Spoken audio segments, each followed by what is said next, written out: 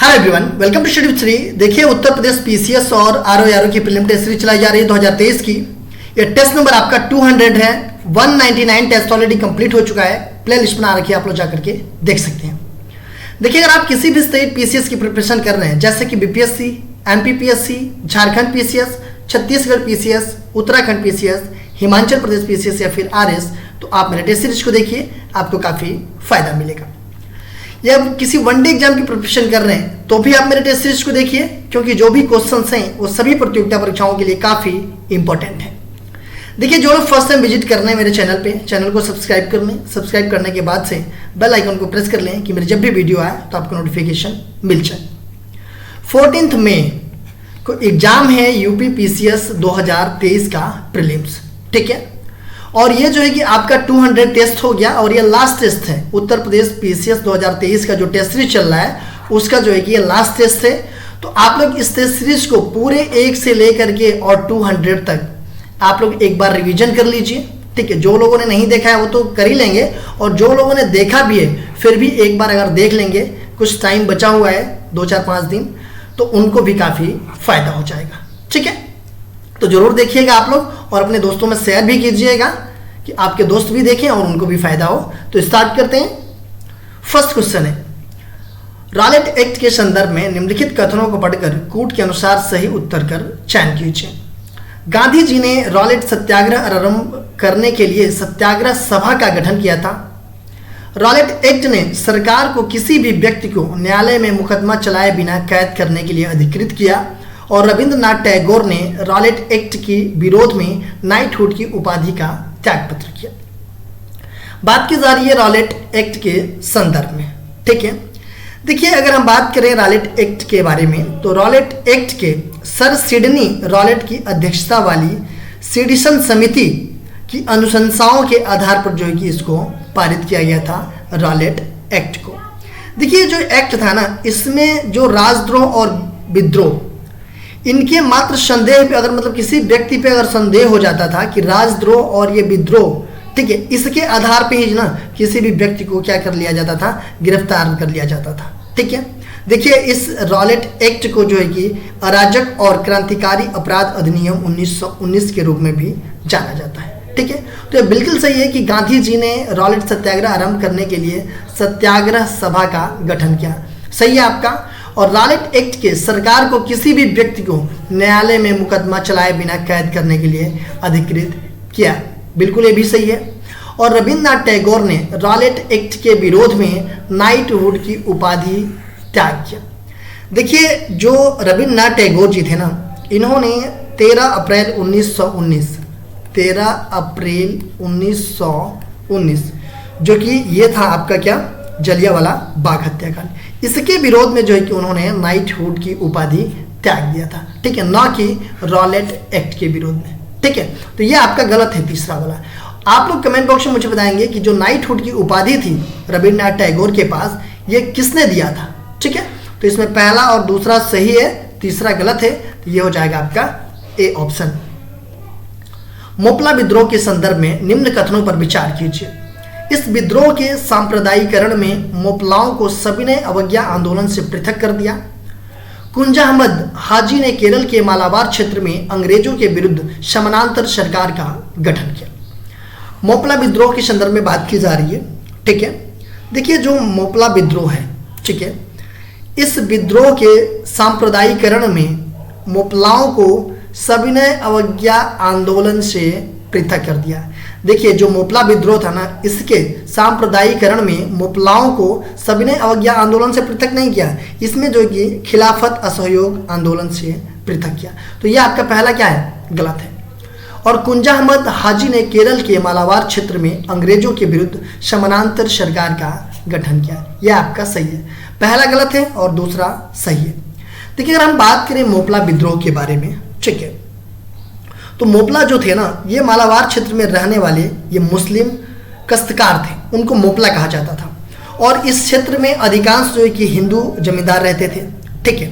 तो ये क्या हुआ कि जो केरल का मालाबार क्षेत्र है, इसमें मोपला किसानों द्वारा 1921 ईस्वी में इस विद्रोह को शुरू किया गया था, ठीक है। देखिए शुरुआत में तो जो ये विद्रोह हुआ था ना, ये जो ब्रिटिश सरकार थी उनके खिलाफ था, लेकिन बाद में चल करके जो है कि ये विद्रोह जमींदारों के खिलाफ भी हो गया। ठीक है। देखिए जो मोपला विद्रोह के प्रमुख नेता थे वो थे अली मुस्लियार। ठीक है।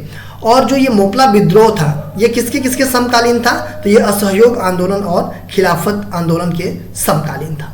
तो पहला गलत है और दूसरा सही है, तो इसमें हो जाएगा आपके केवल 2 सही है, ये हो जाएगा आपका बी ऑप्शन। निम्न युग्मों पर विचार कीजिए। कांग्रेस अधिवेशन और अध्यक्ष। सूरत अधिवेशन 1907 के अध्यक्ष दादा भाई नौरोजी। अमृतसर अधिवेशन 1919 का जवाहरलाल नेहरू। लखनऊ अधिवेशन 1916 का अंबिका चरण मजूमदार। देखिए सूरत अधिवेशन 1907 ईस्वी में जो सूरत अधिवेशन हुआ था कांग्रेस का, इसके अध्यक्ष कौन थे, तो सूरत अधिवेशन के इसके कांग्रेस मतलब अध्यक्ष थे डॉक्टर रास बिहारी घोष, न कि दादा भाई नौरोजी थे। देखिए जो सूरत अधिवेशन था ना 1907 का, इसी में जो कांग्रेस थी वो नरम दल और गरम दल में विभाजित हो गई। तो ये आपका पहला क्या है, गलत है, क्योंकि सूरत अधिवेशन जो 1907 में हुआ था कांग्रेस का, उसमें अध्यक्ष कौन था, तो उसमें अध्यक्ष जो है कि डॉक्टर रास बिहारी घोष थे। ठीक है। दूसरा कि अमृतसर अधिवेशन जो कि 1919 में हुआ था और इसके अध्यक्ष पंडित जवाहरलाल नेहरू नहीं थे, मोतीलाल नेहरू थे, ये भी आपका गलत है। और लखनऊ अधिवेशन जो हुआ था 1916 में, इसके अध्यक्ष जो कि अंबिका चरण मजूमदार थे, यह आपका सही है। तो केवल इसमें तीसरा सही है, ये हो जाएगा आपका सी ऑप्शन। मॉन्ट्रेक्स रिकॉर्ड के संदर्भ में निम्न कथनों को पढ़कर कूट के अनुसार सही उत्तर का चयन कीजिए।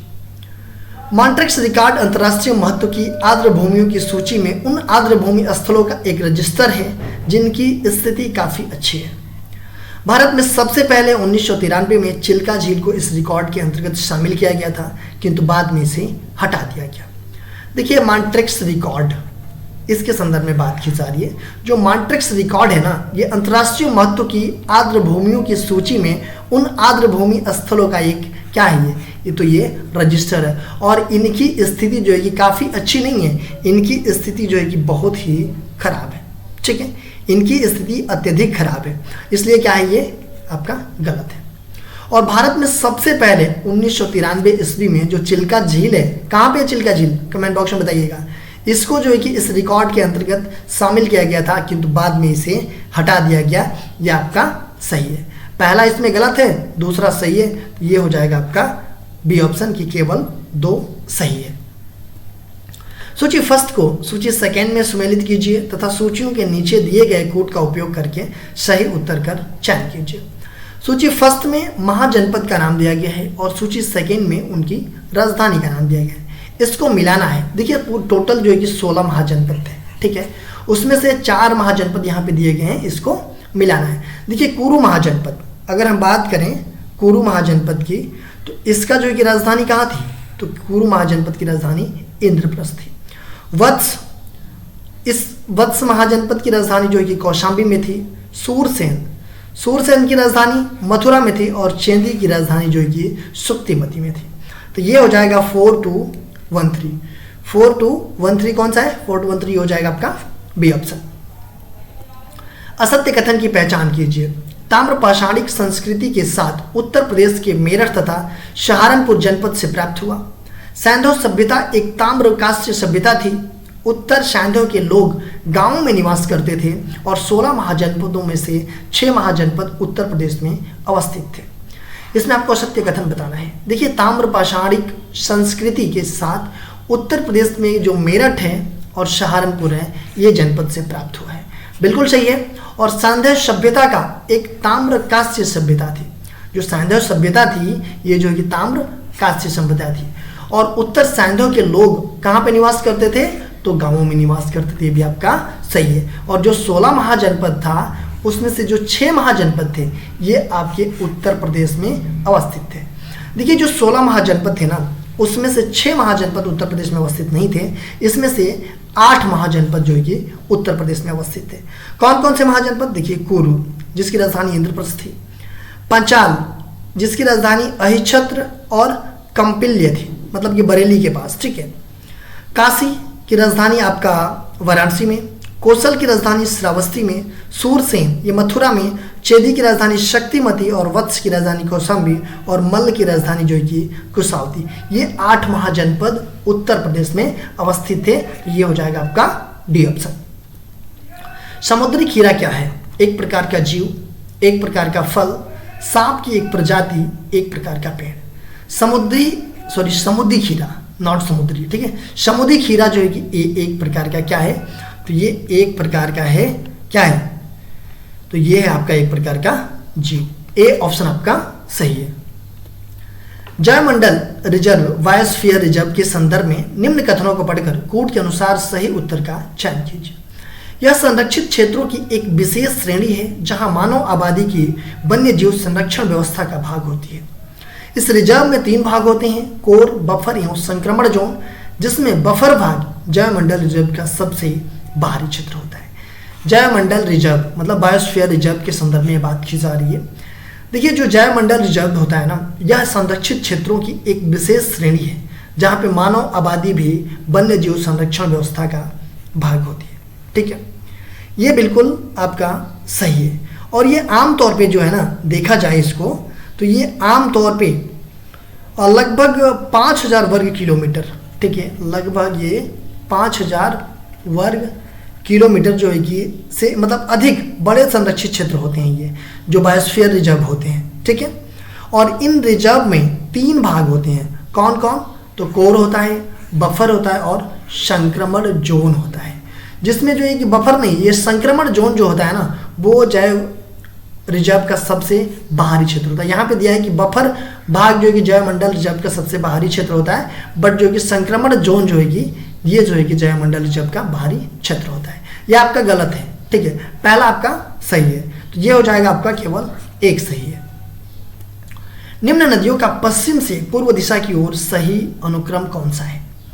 पश्चिम से पूर्व दिशा की ओर, ठीक है, गोमती, गंगा, घाघरा और गंडक। इसमें जो है कि अगर देखा जाए पश्चिम से पूर्व दिशा की ओर सही अनुक्रम, तो ये होगा आपका गंगा, गोमती, घाघरा, गंडक। बायोस्फीयर रिजर्व एवं उनकी अवस्थिति का गलत युग्म पहचानिए। नोकरेक मेघालय, शेषाचलम मध्य प्रदेश, कंचनजंगा सिक्किम, दिबांग अरुणाचल प्रदेश। देखिए, नोकरेक बायोस्फीयर रिजर्व इनकी स्थिति कहाँ पे है? तो इनकी स्थिति है मेघालय में।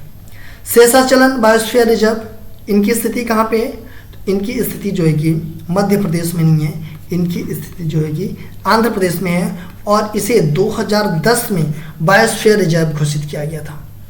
कंचनजंगा सिक्किम में है और दिबांग ये अरुणाचल प्रदेश में है। गलत कौन सा है आपका? तो ये है आपका बी।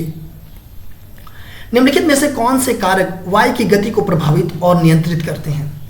केंद्राभिमुखी त्वरण, घर्षण बल, पृथ्वी का घूर्णन, दाब प्रवणता। पूछा जा रहा है कि कौन से कारक जो है कि वायु की गति को प्रभावित करते हैं। तो देखिए, वायु की जो गति है ना, इसको प्रभावित करने वाले ये सारे हैं। केंद्राभिमुखी त्वरण भी है, घर्षण बल भी है, पृथ्वी का घूर्णन भी है और दाब प्रवणता भी है। ये सब सारे जो है कि आपके वायु की गति को प्रभावित करने वाले कारक हैं। तो ये हो जाएगा आपका डी ऑप्शन की 1, 2, 3 एंड 4, ये सभी है। निम्न पर्वत श्रेणियों का उनके लंबाई के अनुसार घटते क्रम में व्यवस्थित कीजिए।